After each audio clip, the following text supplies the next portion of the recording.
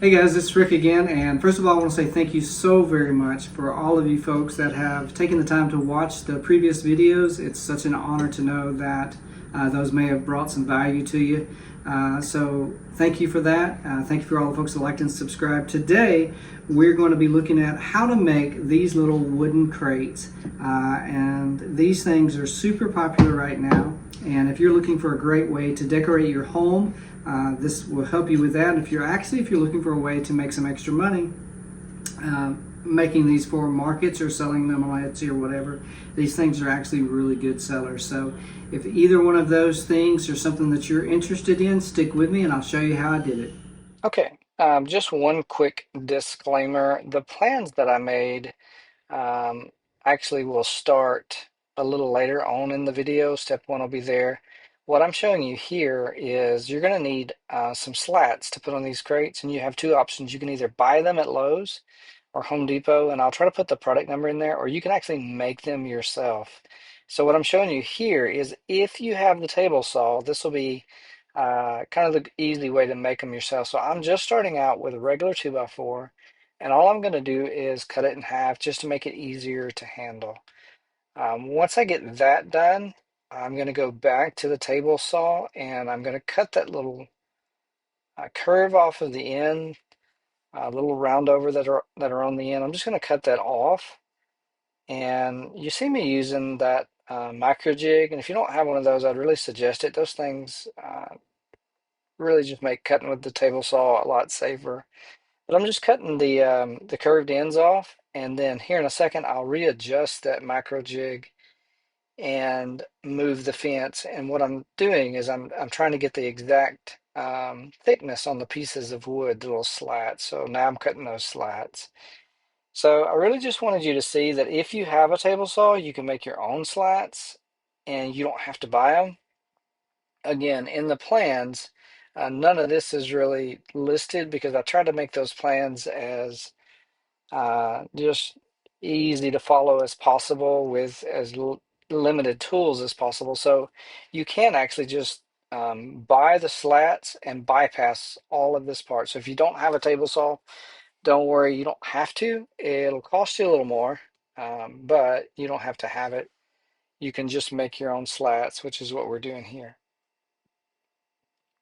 One other thing I'll say, if you're cutting a lot of 2x4s like this, you're making some slats, check the piece of wood that you get. Of course, you want to make sure it's straight, but try to make sure you get one that doesn't have that little round pith in it, because that thing will drive you crazy, and it's actually kind of dangerous to cut just because it's got so much energy in it. But anyway, um, now what I'm doing is cutting. This is actually step one in your plan. So I'm cutting the 1x10, and I just cut the end of it to make it straight.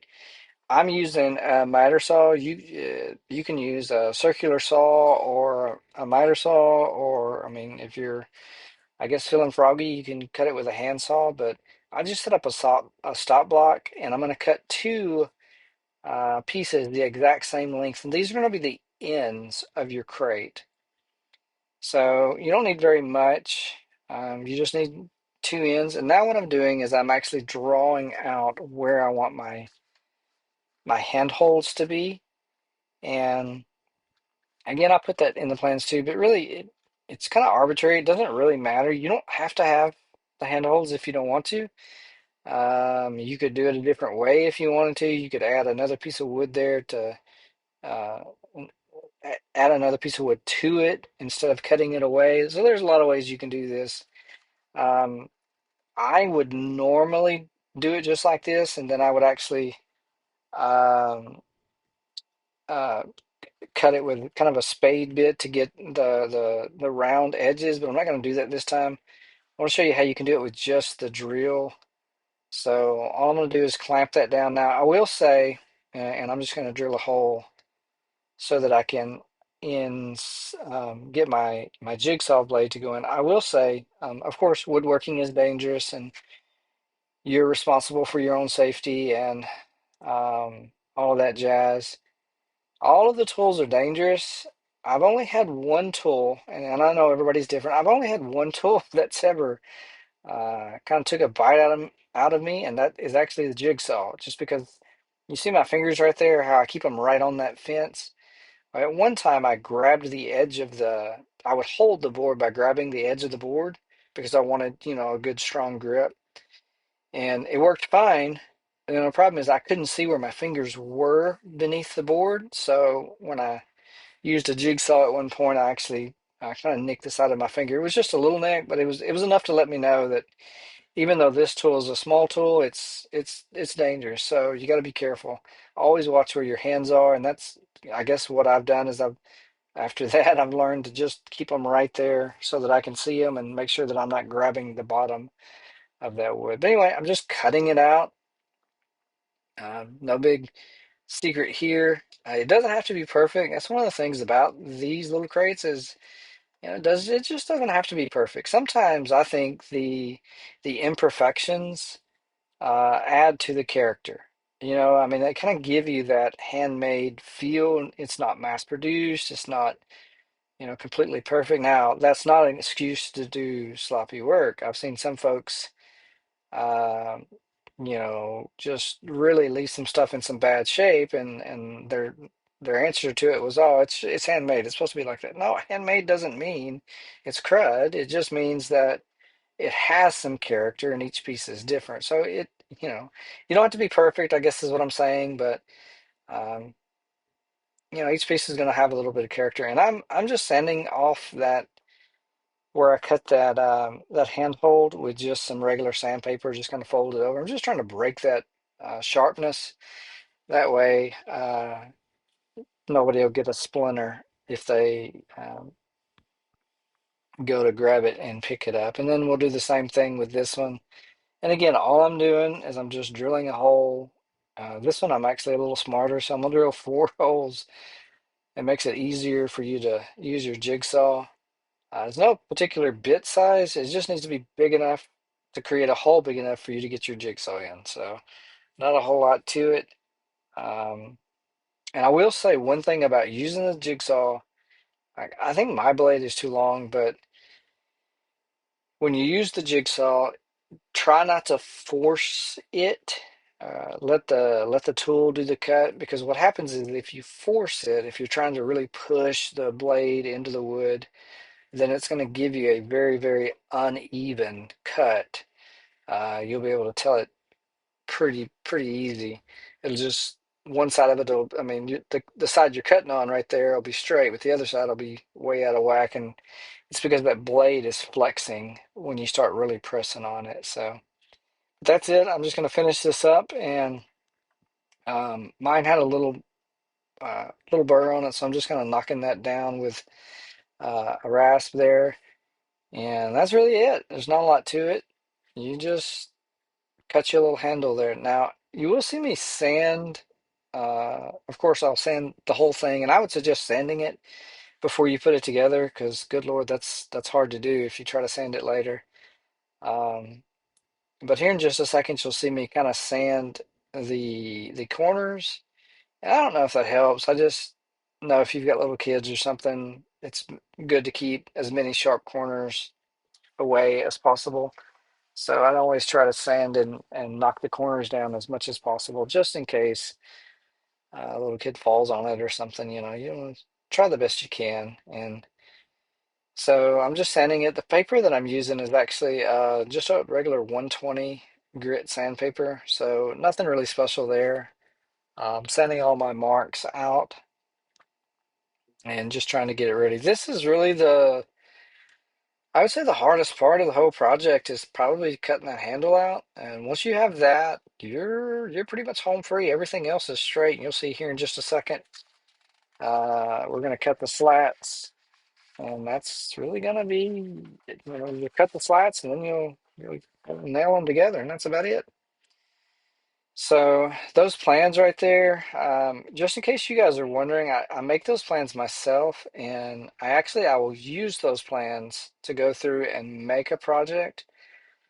Uh, I don't know. I just want to know that anything that I'm putting out is actually works. A lot of times something will look really good when you design it on a computer, but when it gets into real life, it just doesn't work out right. So I like to make every plan that I produce. So now we're going back to the miter saw, and we're going to be cutting those slats. Now, in the plans, you do get uh, the plans for two different sizes of crates. So when you look at the plans, you're going to see that I've got them labeled A1 and B1. So the A is for the big, and um, the B is for the little. But anyway, it's pretty self-explanatory.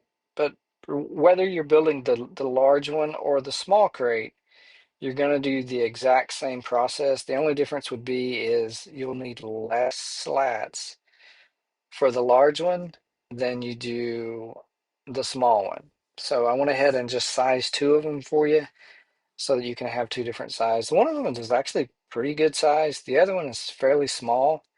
And the small one, um, I guess I'll tell you, the small one is actually, I'm going to be using it to make some things called Christmas Eve boxes. And those are little things that and I'm just sanding the slats there before we put them on. But anyway, the Christmas Eve boxes are little deals that folks will buy, and they'll fill it up with all kinds of goodies and whatnot, and they'll open that box on Christmas Eve. So I think it's really fun. So I'll be hopefully making a few of those. But anyway, I didn't want a huge box because you know, my kids are all grown now, but at one time I had three of them trying to do Christmas together. And if you're trying to fill a big Christmas Eve box, you don't want something really huge. So anyway, kind of a side note, but I'm using Type Bond 3 and those slats. Now, again, those slats, I made them myself, but I actually sized them so that they're the same size as the ones that you can get at the store. So they're half inch. They're actually a little less than half inch. I think the big box store says they're like 0.43. So I've got those right at that thickness. And what I'm doing is I'm putting a little wood glue on and I'm putting it together, and I'm actually just tacking it with one nail. And when I lift it up in a minute, you're gonna see it's a little wobbly, and that's actually okay because I want that little play right now so that I can align it to the other end. And then once I get it straight, I can go ahead and go back and re-nail the ones that only had one. And it just makes it, I don't know, it makes it easier because if you nail two nails, there your slat is in the position it's going to be, and it's hard to move it around. I'm using a spacer. Now the spacer that I'm using is um, right at 7/16 of an inch thick. So it should, and I've tried to get this in the plans, it should work out just about right for you. Now, of course, sometimes you'll have to fudge a little and move it, but if you, and I've seen some people make, they go into a lot of detail about making lots of jigs and stuff for these things, but really you just figure out the spacing that you need, have one that you can use as a spacer, and go to town. There's not a whole lot to it. So anyway, that's the bottom. And once you get to that point, you are just about done, my friend. We are almost there. We've got one more to do, and that's it. And I hope that you like this video. Again, you can make the small one, and it's going to follow pretty much the same setup. So, um, but whichever one you do decide to make, let me know. Um, if you make them, let me know. I'd love to see some pictures of you guys' work and what y'all have done. I also want to know if you have any suggestions on how to decorate these things. Um, I would just really like to see what y'all are able to do with it. So anyway, thanks again so very much for checking out this video. I so appreciate your time. I know there's so much other things that you could do with your time other than watch a YouTube of me, so I appreciate it. I hope this video has brought some value to you. I hope you can use this either to decorate your home or as the product to make and sell for this season. And if it has done either one of those things, I would appreciate you liking and subscribing. And I guess that's it for now. Thanks, guys. I hope you have a great day, and we'll see you soon. Bye.